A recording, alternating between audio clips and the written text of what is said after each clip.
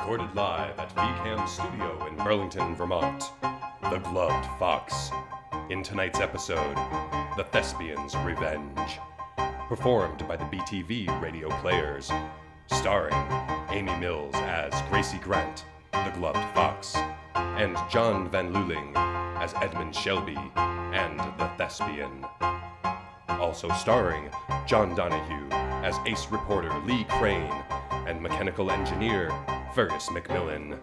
Nan Murrett as police clerk Jenny Golden and Lydia Ives. And Bastien Gadois as Benchley Hammond and Gibson Clark. Your announcer is Aaron Reel.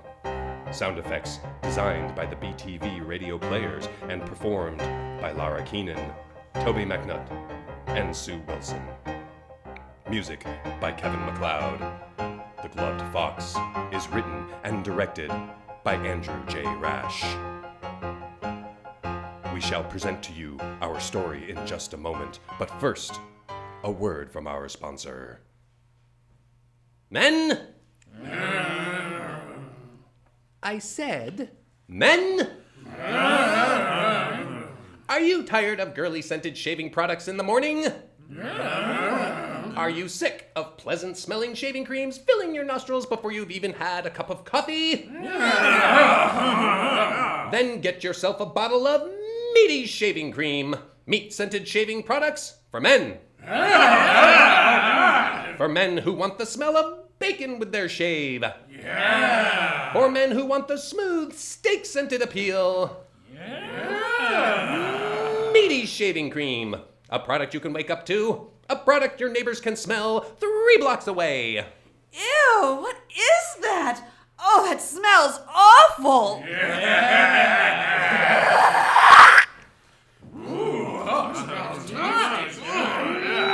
Meaty shaving cream.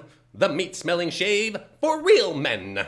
Available in bacon, burger, cheeseburger, steak, and now steak and onions. Sold exclusively at gas stations, auto shops, and truck stops. May cause skin irritation, rashes, abnormal hair growth, and acne. Product not edible. Please do not let your dog lick your face after using this product. And now, our featured program. Trained in the arts of combat and illusion by the mystic monks of Pawa Marpa, socialite Gracie Grant tackles Midnight City's criminal element as a costumed crusader of justice. Though her methods put her at odds with the law, she has allies in her clandestine skulk, Fergus McMillan and Jenny Golden, the only people who know her secret. These are the ongoing heroic exploits of the Vulpine Venturer, the vengeful vixen, that wily wonder, the Gloved Fox. Our story opens on an important evening for Gracie Grant as she entertains donors at the grand opening of the Nicholas and Rita Grant Arts Center, named for her deceased parents. Why, Lee Crane, what a delightful surprise to see a fellow newspaper man here amidst all the glitz and glamour. Did our entertainment editor decide to snatch you up as a freelance writer? No, Mr. Hammond, I'm actually not here on business. I'm a guest. Oh, well, friends in high places and all that. I'm working myself. As chairman of the Midnight Critics Council, it will be my honor to present Gibson Clark himself with a prestigious Critics' Choice Award. Sounds thrilling. Such an honor, and only fitting since I reviewed his very first play here. I could tell from his first moment on stage how big of a name he would make for himself. Could you hold that thought, Benchley? I see our hostess over there. Enjoy. Miss Grant! Gracie, please. I'm glad you could make it, Mr. Crane. Oh, nothing better to do on a Friday night, I suppose. Well, why did you invite me, though? Pardon? Well, I'm neither a donor nor one of Midnight's elite. Oh, I don't know. The dashing, famous ace reporter for the Daily Beacon. Who makes a nickel for every crime story published. Well, this city has the potential to make you a fortune, then. Perhaps I just like seeing your face. Well, rob a bank and I'll come running. Champagne. Oh, thank you. Cheers. Cheers. So, dashing, eh? The natives are getting restless. Duty calls, darling. Thank you all so much for your attendance here this evening. Your support in the funding of this endeavor has been integral to its success. As you may know, this is a cause that was dear to my parents' hearts. They believed that an appreciation for the arts is crucial to our growth as a culture, and that economic status should not prevent anyone from artistic education and expression. In particular, I would like to recognize the efforts of one of Midnight's most illustrious citizens, without whom this project may not have gotten off the ground. Please put your hands together for a man who needs no introduction, a man whose generosity and charm are only matched by his unparalleled acting talent. He is the international star of stage and screen, the incomparable Gibson Clark. Thank you, everyone. It is so good to be back, and it is a great honor to be here tonight. When Ms. Grant contacted me some time ago with her plans for this Performing Arts Center, I was excited to help in any way I could. No matter how far I've traveled in my life, I have always considered Midnight City my home. The people here are the most innovative, resilient, caring.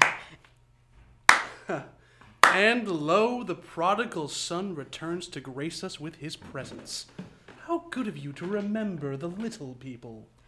Edmund, how have you been? Not, I dare say, as well as you, old friend. Hollywood, Broadway, Royal Shakespeare, Arena di Verona.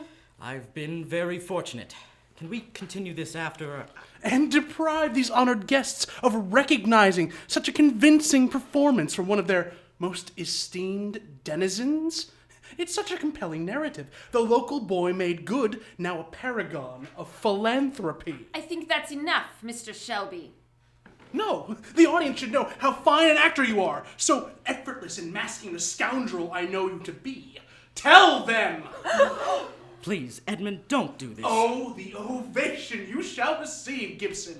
Reveal your true self. Lay bare the manipulative, deceitful, opportunistic rogue I know you to be. Tell them, elucidate how you usurped my career, besmirched my name, slept with my wife, how you destroyed every piece of my life and had any meaning. It's time for you to go, sir. Unhand me, you brute! You haven't heard the last of me, Gibson Clark. I will haunt you for the rest of my days. No, take your hands off of me. I am not... If only he had such capability of such a performance on stage. Security's ejected him, Miss Grant. Thank you, Fergus. Well, give a hand to Mr. Clark, everyone, for handling such a disruption with grace and aplomb. Thank you. As I was saying, Midnight City will always be in my heart.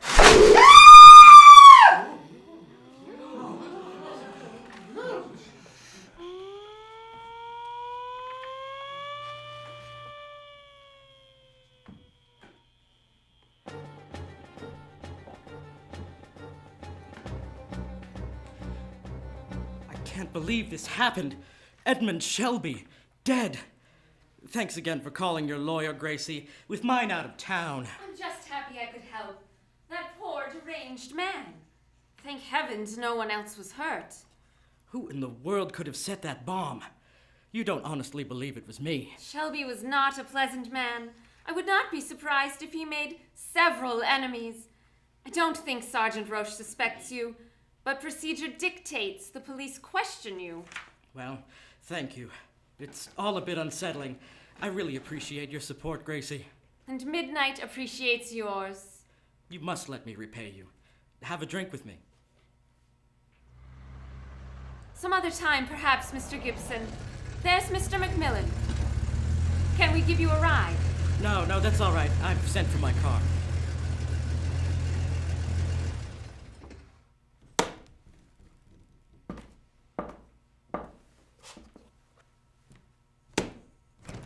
Very well. Good night. Good night.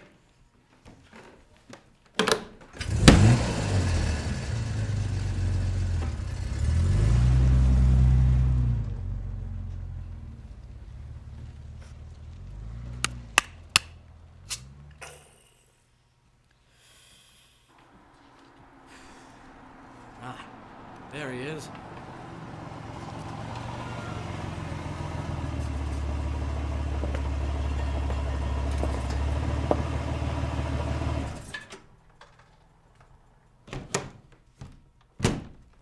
Thanks, Larry. What a day. Evening, sir.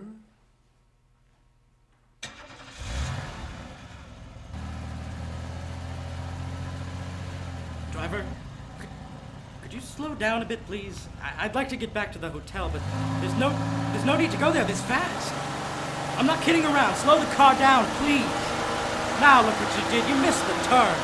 Now, o'er the one-half world, nature seems dead, and wicked dreams abuse the curtained sleep. What? Witchcraft celebrates pale Hecate's offerings and withered murder, alarmed by his sentinel, the wolf. Whose howls his watch, thus with his stealthy pace, with Tarquin's ravishing strides, toward his design moves like a ghost. Macbeth, the "Is this a dagger which I see before me" speech, one of my favorite roles. What's with the sudden interest in Shakespeare? Hey! Thou sure and firm-set earth, hear not my steps which way they walk, for fear thy very stones prate of my Where the hell are whereabout, you going? and take present horror slow the from the car time down. which now suits What's with gotten it. into you? Thank God. Listen, driver, I have had a very trying day, and I'm not in the mood for games. Take me back to the hotel, please. that laugh. You're not Larry. Who are you? Whiles I threat, he lives. Words to the heat of deeds too cold breath gives. No. It's you. Stay away. Get away from me! I go, and it is done. The bell invites No, me. please, Hear don't. it not, Duncan, Oh, God. for it is a Put down knell that knife. that summons Please. thee to heaven No. or to hell!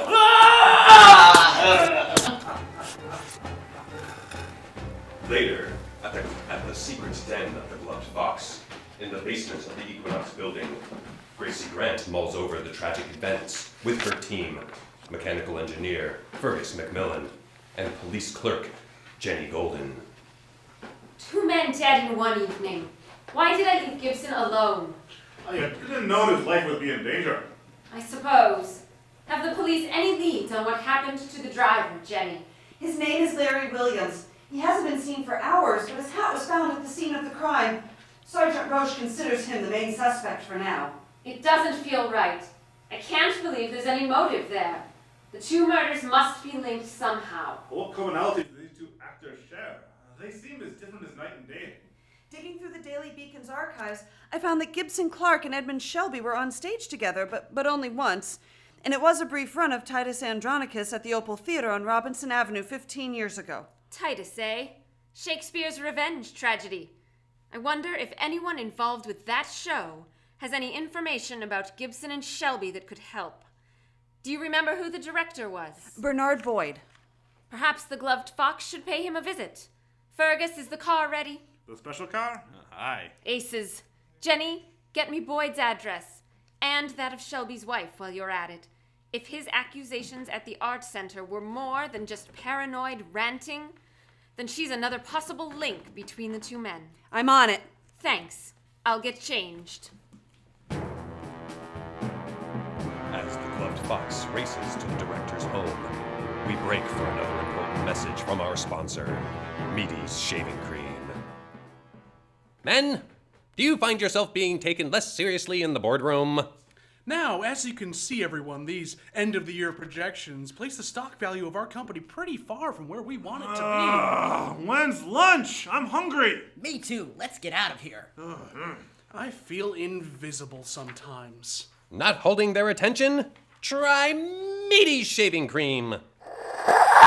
So you can see, our third quarter earnings are very high now. What is that beautiful smell? Lunch must be on the way. No, that's Charlie. Chuck boy, have I told you lately how nice you smell? Thanks. Quiet, everyone. Let's listen to the rest of nice-smelling Charlie's presentation. Thanks, Meaty Shave. Remember, that's Meaty's Shaving Cream. Ask for it by name at a gas station or wildlife preserved gift shop near you. may cause second puberty, ringworm, and gorilla flu. Please, for the love of God, this product is not edible. Do not kiss anyone after using this product. And now, back to our program.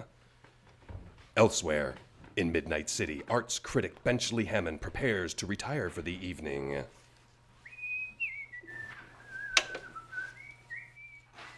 Still investigating the murder of film star Gibson Clark, found brutally stabbed in his car near Madison Park. The police have given no comment whether this violent act was connected to a bombing earlier and resulting in the death of a fellow actor. Poor Gibson. This blasted city. I look forward to my retirement, preferably someplace tropical. What was that? Who's there? I'm calling the police. It's dead. Who are you? What do you want? To play, Benchley. How does a little Hamlet sound? Upon my secure hour, thy uncle stole the juice of cursed Hebenin in a vial. Get out of my house! Hey, let go of me! And in the porches of mine ears did pour the leprous distilment.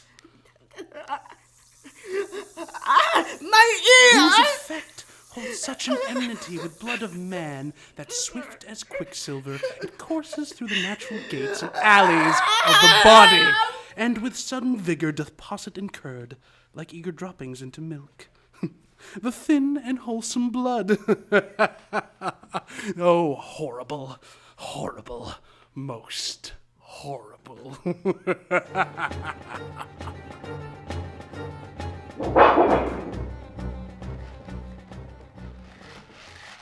Scope 2 to Glove Fox. Come in, Glove Fox. This is Gloved Fox. I read you, Jenny. Gustav's portable radio is working like a dream. Fox, the killer has struck again. Benchley Hammond was found poisoned in his home. When did this happen? Couldn't have been long ago.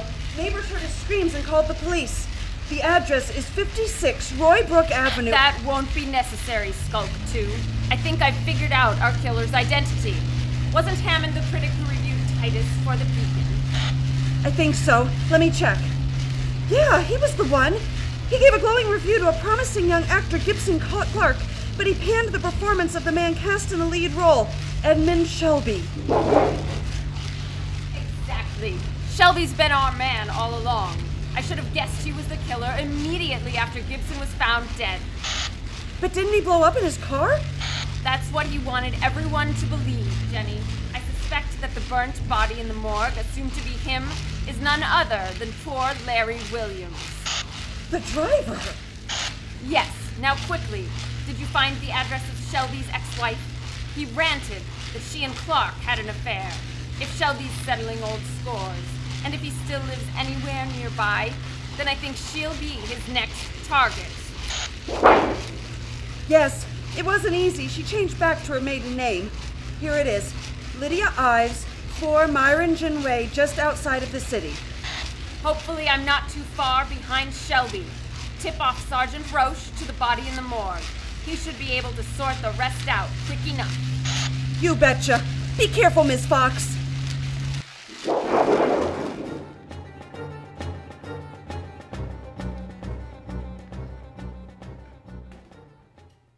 No. Edmund, you're supposed to be dead!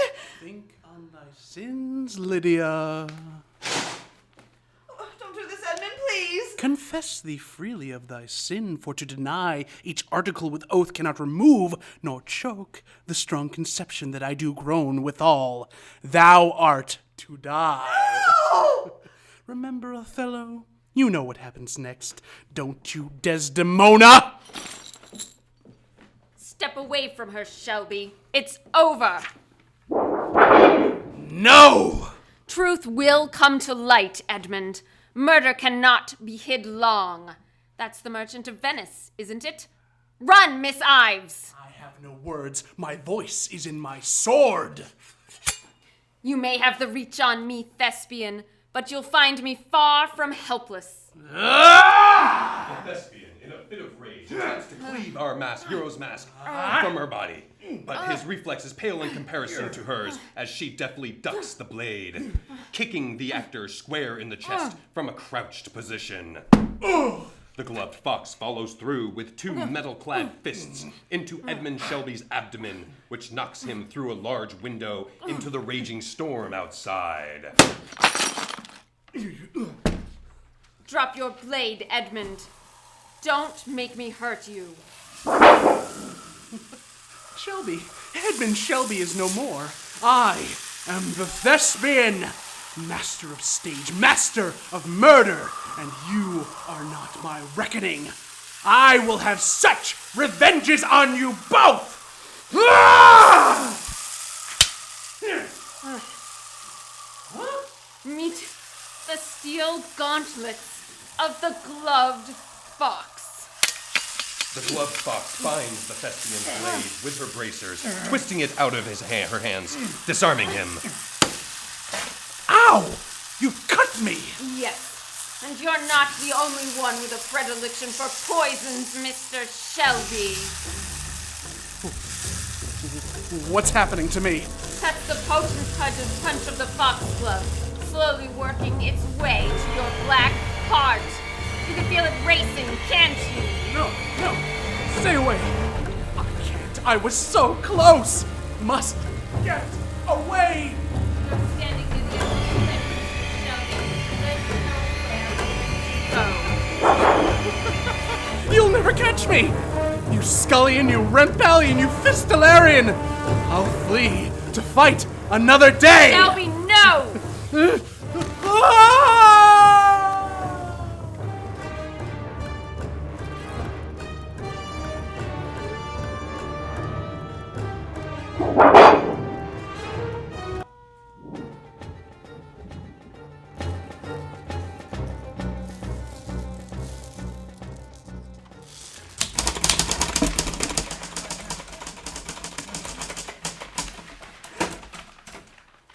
Miss Grant, what are you doing here? I have some friends from the arts opening to deliver to one of your editors. I read your story on the theater murders. It was very well written. Yeah? Well, I just wish that meddling vigilante hadn't gotten involved. The gloved fox? I thought he saved one of the victims. Perhaps, but because of him, there's a killer that won't be brought to justice. Oh my. What happened? Shelby apparently plummeted to his death. I don't know. They've dredged the river but haven't found his body yet. Oh, I'm sorry to hear that. Any clue as to what set him off? Well, it seems Shelby had been diagnosed with a terminal illness. Now, I'm not going to print this, but my impression is knowing that was what drove him over the edge. And when he learned that Gibson Clark was coming to town, he came up with a plan to revenge himself on Clark and everyone who wronged him in this town. But you didn't hear that from me. Well, at least that's the end of it. Care to join me for lunch? Rain check. It's a working lunch kind of day, I'm afraid. Pity. I'll see you around, gorgeous. That you will. What is your story, Gracie Grant? What indeed? Tune in to further installments of The Gloved Fox to find out. Music appearing in this program by Kevin MacLeod. Villainous Treachery, copyright 2010, Kevin MacLeod. Vortex, copyright 2005, Kevin MacLeod. Plans in Motion, copyright 2008, Kevin MacLeod. And Unlight, copyright 2011, Kevin MacLeod. This has been a Pulp Radio Theater production. The views and opinions expressed on any program are those of the producers and or the persons appearing on the program and do not necessarily reflect the views and opinions of Vermont Community Access Media. All the characters and all places named are fictitious. Any similarity to persons living or dead is purely coincidental. The Gloved Fox returns in Victims of the Voracious Vamp.